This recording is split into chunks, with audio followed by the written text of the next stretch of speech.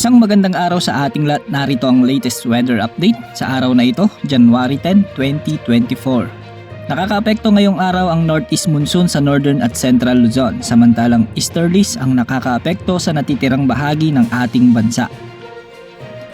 Maulap na papawirin na may mahinang mga pag-ulan ang mararanasan sa mga lalawigan ng Batanes, Cagayan, Isabela, Quirino, Nueva Vizcaya at Aurora.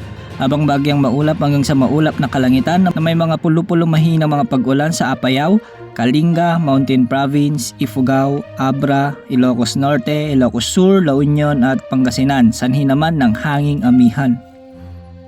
Bagyang maulap hanggang sa maulap na kalangitan na may mga pulo-pulong pag-ulan o pagkidlat-pagkudlog ang inaasahan sa Kabikulan, Northern Samar, Oriental Mindoro, Marinduque at Romblon. Katamtaman hanggang sa malakas na hangin mula sa silangan hanggang sa hilangang-silangan ang iiral na may katamtaman hanggang sa maalon na karagatan. Ang buong Visayas, Palawan kasama ang Calayan Islands at ang Occidental Mindoro ay magkakaroon ng bahagyang maulap hanggang sa maulap na papawirin na may mga pulo-pulong pagulan, pagkidlat, pagkulog, dulot ng easterlies o ng mga localized thunderstorms.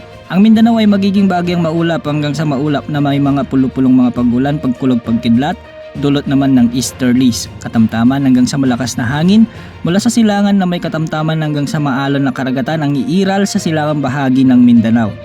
Sa ibang dako, mahina hanggang sa katamtamang hangin mula sa silangan hanggang sa hilagang silangan na may mga banayad hanggang sa katamtamang pag-alon ng karagatan. Ang Metro Manila at Calabarzon ay makakaranas ng bagyang maulap hanggang sa maulap na papawirin na may mga pulo-pulong mga pagulan o pagkidlat pagkulog. Samantala ang gitnang Luzon, maliban sa Aurora, ay magkakaroon ng bahagyang maulap hanggang sa maulap na papawirin na may pulo-pulong mahinang mga pagulan. Para sa mga kababayan naman nating mga manlalayag at mangingisda, sa ngayon walang gale warning sa saan mang dako ng ating bansa. Samantalang ayon sa latest forecast ng ECMWF at GFS models, wala namang inaasang namumuong sama ng panahon o bagyo na maaaring makaapekto sa bansa sa mga susunod na araw. Maging handa sa bawat oras dahil minu-minuto ay nagbabago ang panahon. Ito po ang weather update ng bayan. Maasahan anumang panahon.